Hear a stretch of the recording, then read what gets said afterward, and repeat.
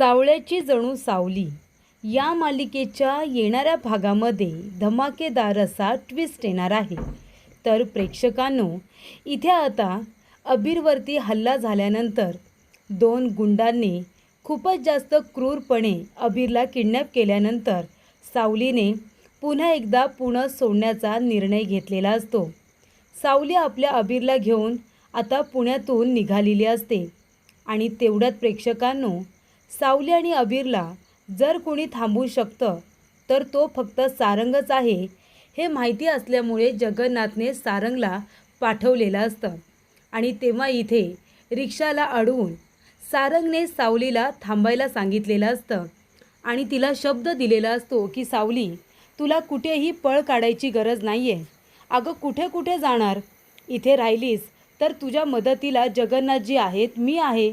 आपल्यामध्ये नातं होतं ते संपले असं तुला वाटतंय, पण मैत्रीचं नातं अजूनही आहे ना. एक मित्र म्हणून मी तुझी आणि अबीरची काळजी घेऊ शकतो ना. त्यामुळे तू कुठेही जाऊ नको सावली, तू प्लीज इथेच राहा. जर तू पुणे सोडून दुसरीकडे कुठे गेलीस आणि जे लोक अबीरच्या जीवावरती उठलेत ते लोक जर तिथे येऊन पोचले तर तू एकटी काय करणार आहेस सांग ना. ती म्हणते की मी घेईन माझ्या अबीरची काळजी, जशी आत्तापर्यंत घेतली तशी पुढेही घेईन. तेव्हा सारंग म्हणतो, सावली हे बघ, रागाच्या भरामध्ये चुकीचा निर्णय घेऊ नकोस. मी तुला शब्द देतो, वचन देतो की जोपर्यंत मी जिवंत आहे ना तोपर्यंत मी अबीरच्या केसालाही धक्का लागू देणार नाही. आणि त्यामुळे प्रेक्षकांनो, इथे आता सारंगने सावलीला शब्द दिल्यानंतर इथे आता सावली जे काही पुणे सोडून जाणार असते ती पुन्हा एकदा पुण्यामध्येच राहायला तयार झालेली असते. कारण तसं वचन, तसा विश्वास सारंगने तिला दिलेला असतो. म्हणूनच येणाऱ्या भागामध्ये इथे आता सारंग आणि सावली दोघेजण पोलीस स्टेशनला गेलेले असतात आणि त्या गुंडांचं त्यांनी स्केच आर्टिस्टकडून स्केच तयार करून घेतलेलं असतं. त्याच्यामध्ये खंड्या आणि ज्या दोन गुंडांनी अबीरला आता किडनॅप केलेलं असतं त्या दोन गुंडांचं सुद्धा स्केच तयार करण्यात आलेलं असतं. त्यामुळे 3 लोकांचं, त्या गुंडांचं स्केच तयार केल्यानंतर इथे आता बऱ्याचशा गोष्टी समोर आलेल्या असतात. तर प्रेक्षकांनो, या सगळ्याजवळ राजकुमारचा संबंध आहे. ह्या गोष्टी लवकरच सारंग आणि सावली या दोघांच्या समोर येणार असतात. स्केच आर्टिस्टकडून गुंडांचे स्केच तयार झाल्यानंतर राजकुमारची आता लवकरच वाट लागणार असते. कारण लवकरात लवकर पोलीस त्या तिघांनाही पकडून इथे आता जेलमध्ये टाकणार असतात आणि त्यानंतर त्यांच्याकडून खरा गुन्हेगार कोण, खरा म्होरक्या कोण, त्याचं नाव विचारून घेणार असतात. तर प्रेक्षकांनो, येणाऱ्या भागामध्ये कशा पद्धतीने या गोष्टी पुढे घडत जातात आपण सविस्तरपणे बघूया. तर इथे आता सावली म्हणते की मी माझ्या मुलाला घेऊन इथे काही राहणार नाही, मी आता पुणे सोडून निघून जाणार आहे. जगन्नाथ, व्यंकटेश तिला थांबवण्याचा प्रयत्न करतात, पण सावली आता अबीरच्या सेफ्टीसाठी तिथे राहणं नापसंत करते आणि ती निघूनसुद्धा जाते. व्यंकटेश म्हणतो की मी येतो ना बरोबर. सावली म्हणते नाही, माझ्याबरोबर कुणी यायचं नाही, मी माझ्या मुलाला फक्त एकटी घेऊन जाणार आहे. मला कुणालाही तुम्हाला संकटामध्ये टाकायचं नाही आहे आणि त्यानंतर जर तुम्ही माझ्या मागे कुणी आलात तर तुम्ही माझं मेलेलं तोंड बघाल, असं सुद्धा सावली म्हणते. तेव्हा इथे व्यंकटेश म्हणतो, जगन्नाथजी आता काय करायचं? तुम्ही तरी सावलीला समजवायचं ना, तिने तुमचं ऐकलं असतं. तेव्हा व्यंकटेश म्हणतो नाही, सावली आता एवढी चिडले, तिने कुणाचं काही ऐकलं नसतं. त्यामुळे आता तिला थांबवण्याची धमक जर कुणामध्ये असेल ना तर तो एकच व्यक्ती आहे आणि तो म्हणजे सारंग. फक्त सारंगच अशी व्यक्ती आहे जी इथे आता सावलीला थांबवू शकते पुणे सोडून जाण्यापासून. आणि तेव्हा जगन्नाथ सारंगला फोन करून घडलेला सगळा प्रकार सांगतो. तेव्हा सारंग सावलीला अडवण्यासाठी आता तिच्या मागोमाग जातो. तेव्हा रिक्षा जात असताना सारंग आपली गाडी समोरच लावतो आणि इथे सावलीची रिक्षा थांबवतो. सावली खूप घाबरते, ती अबीरला घट्ट मिठी मारते. तेव्हा इथे गाडीतून बाहेर उतरणारी व्यक्ती कुठला गुंड नसून, कुठली वाईट व्यक्ती नसून ती सारंग असते. तेव्हा अबीर जातो आणि इथे आता सारंगला मिठी मारतो आणि म्हणतो, सुपर हिरो बघा ना, अहो आई मला इथून घेऊन जात असते, मी तुमच्याशिवाय आणि सावलीशिवाय कसं राहू सांगा ना. तेव्हा सारंग सावलीला म्हणतो, सावली तुला चांगलंच माहिती आहे, अबीर ओवीशिवाय आणि ओवी अबीरशिवाय नाही राहू शकणार. अगं आपण त्यांचे आईवडील आहोत ना, मग आपण त्यांना समजून घ्यायला नको? येव्हाना ही गोष्ट तुला कळायला हवी होती. अबीरच्या मनाचा तरी विचार कर. ती म्हणते मी माझ्या मुलाच्या मनाचा आणि त्याच्या तब्येतीचा, त्याच्या जिवंत असण्याचा सगळ्याचा विचार करते आणि म्हणूनच आता मी हे पुणं सोडून चालली आहे. मला नाही राहायचं इथे. जिथे माझ्या अबीरच्या जीवाला धोका आहे तिथे मी आता नाही राहणार. तेव्हा तो म्हणत असतो, जे लोक अबीरच्या जीवावरती उठले ते कशासाठी ते मला कळत नाही आहे. नक्की कारण काय आहे? आणि ते कारण सावलीला सारंगला सांगायचं नसतं, कारण ते कारण सारंगला कळू नये यासाठीच तर ही सगळी लपवाछपवी चालू असते ना. तेव्हा सावली म्हणते की मी माझ्या अबीरसाठी हे कशासाठी करते आणि का करते ना, हे मी तुम्हाला नाही सांगू शकणार आणि तुम्हाला कळणार पण नाही. तुम्हाला काय माहिती आहे? तो म्हणतो नाही माहिती ना मला. मग निदान सांग ना, हे लोक कोण आहेत जे अबीरच्या जीवावरती उठलेत आणि का? तुला का लपावं लागतं या लोकांपासून? तेव्हा सावली म्हणते मी तुम्हाला काही सांगू शकणार नाही आहे. तो म्हणतो ठीक आहे, तू नको सांगू मला, पण मी तुला वचन देतो सावली, तू कुठेही जाऊ नकोस. किती पळापळ करणार आहेस? कुठे कुठे जाऊन तू लपून राहणार आहेस?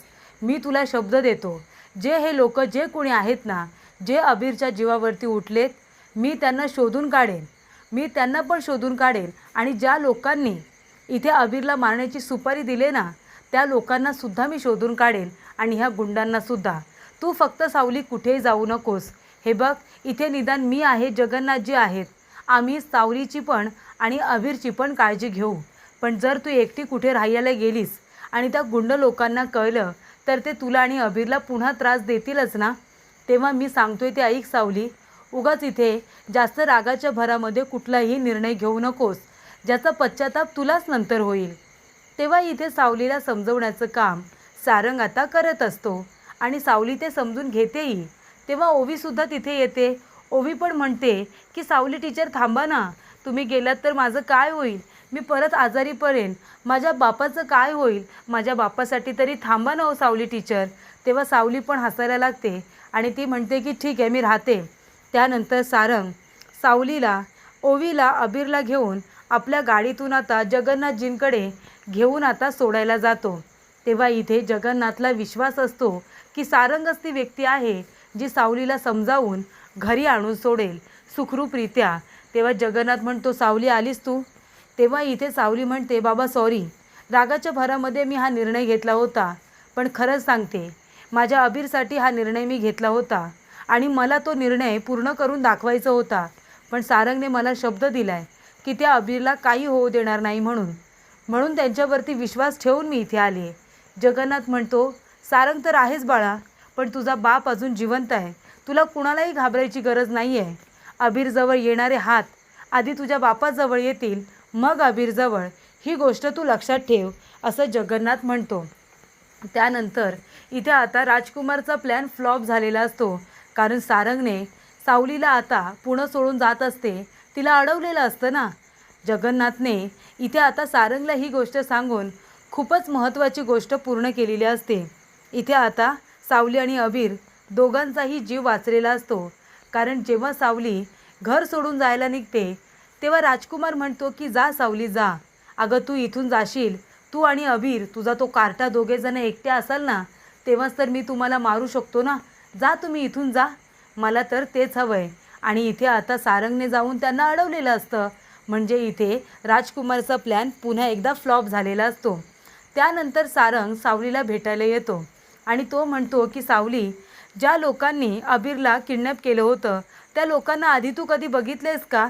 ती म्हणते किती वेळा तरी मी त्या लोकांना बघितलं आहे, कारण ते अधूनमधून माझ्या अबीरला माझ्यापासून दूर करण्यासाठी येतच होते. तेव्हा सावली म्हणते की आत्तासुद्धा त्या लोकांना मी बघितलं. ज्या लोकांनी माझ्या अबीरला किडनॅप केलं होतं ना, ते तेच गुंड होते आणि अजून एक गुंड आहे, तो मला काही दिसलेला नाही आहे, म्हणजे तो खंड्या. आणि तेव्हा प्रेक्षकांनो सारंग म्हणतो सावली आपण पोलीस स्टेशनला जाऊ आणि गुन्हा नोंदवू, आपण आता तक्रार नोंदवूया. तेव्हा सावली आणि सारंग दोघेजणं पोलीस स्टेशनला जातात. तेव्हा इन्स्पेक्टर साहेब म्हणतात की ते लोक तुमच्या मुलाच्या जीवावरती का उठले असतील? तेव्हा सावली म्हणते मला नाही माहिती, माझे कोण दुश्मन आहेत, कोण माझ्या वाईटावरती आहे, मला खरंच माहिती नाही. तेव्हा इथे आता इन्स्पेक्टर साहेब म्हणतात म्हणजे तुमचे असे कुणी दुश्मन आहेत का ज्यांच्यावरती तुम्हाला संशय आहे?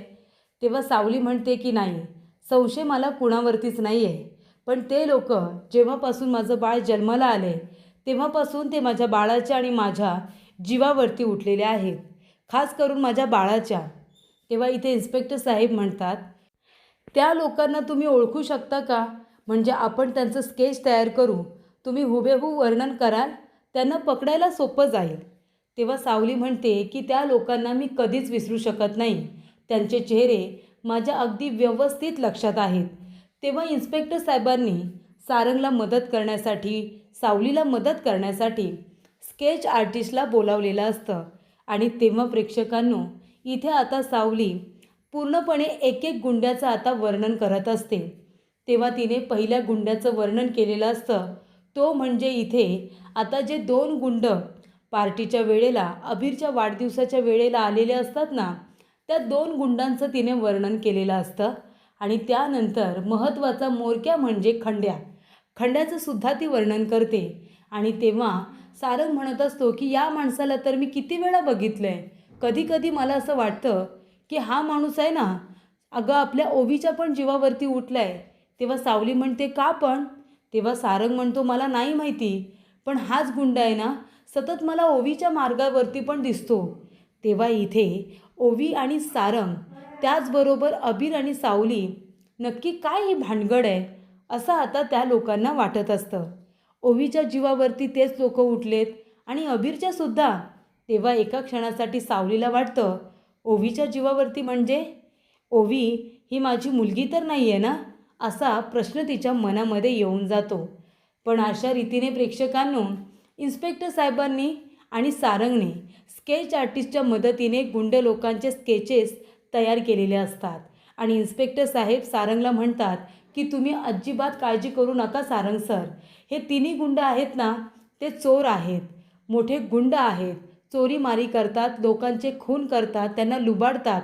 हे या लोकांचे धंदे आहेत. आणि त्यामुळे या लोकांना आम्ही लवकरात लवकर पकडू. आणि त्यांना पकडल्यानंतर खरा मेन गुन्हेगार कोण आहे, जो या लोकांना सुपारी देतो, तो मुख्य गुन्हेगार कोण आहे ते आपल्याला कळेल. तर अशा रीतीने इन्स्पेक्टर साहेबांना खऱ्या गुन्हेगारांचे 3 फोटो तर मिळालेले असतात. ते तिन्ही गुंडांना आता लवकरात लवकर पकडायचं असतं. आणि त्यांना एकदा का पकडलं की त्यांना सुपारी देणारा राजकुमार होता, हे सत्य आता लवकरच समोर येणार असतं. तर प्रेक्षकांनो, अशा रीतीने इथे आता सारंग सावलीने त्या तिन्ही गुंडांचं वर्णन करून राजकुमारचा जीव धोक्यात आणलेला असतो.